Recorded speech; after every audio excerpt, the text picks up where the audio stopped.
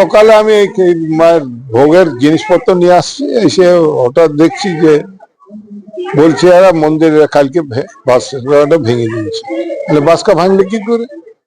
তালা দিয়ে আছে, বলে তালাটা ভেঙেছে। তো এটা কমসে কম 10 বছরের থেকে আজ দিয়ে আছে।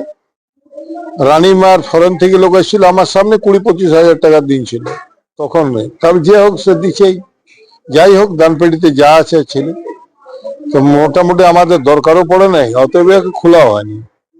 দরকার পড়লে খোলা হয়, দরকার যখন পড়ে না এখনো হঠাৎ এইভাবে ভেঙে নিয়ে চলে গেছে।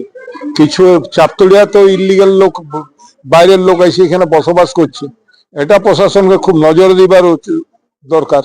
আমি অনুরোধ করি প্রশাসনকে যে চাপতলিয়াতে হয় এই যে ড্যামেজ কোয়ার্টার গুলাকে ডিমোবিলাইজ করে রেখ, আর আদারওয়াইজ বাইরের লোককে হাঁটাক।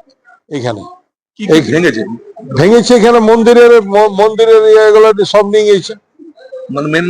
মেন গেট ভেঙেছে, মেন গেট ভেঙে বাদে যে বাস কাট লক করা আছে সে ওটা বাস কাটায় ভেঙেছে। এবং খুচরো পয়সাগুলো রেখে দিয়ে গিয়েছে। বাকি তাহলে বুঝতেই পারছেন যে মোটা নোট গুলো নিয়ে গেছে। আর কি কিছু না, আর তো কিছু নিয়ে জানে। ভিতরে মায়ের কিছু নিয়ে গেছেন, ভিতরে ঢুকতে পারেনি, ভিতরে তালা ছিল। এইরকম মন্দিরের ঘটনায় কি বলবেন?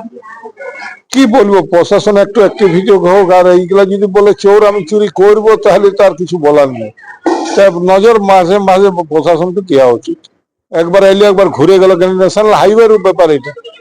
এটা হাইওয়ের পাশেই। কত টাকা ছিল দাম? আন্দাজে আমার বলবো লাখের উপরে হবে, কারণ 10 বছর থেকে দিছে। ধরো লক্ষাধিক পেয়ে গেছে। আপনার নাম? আমি হেরিডিটি চিফ প্রিস্ট কল্যাণেশ্বরী মন্দির, দিলীপ দেওঘরিয়া।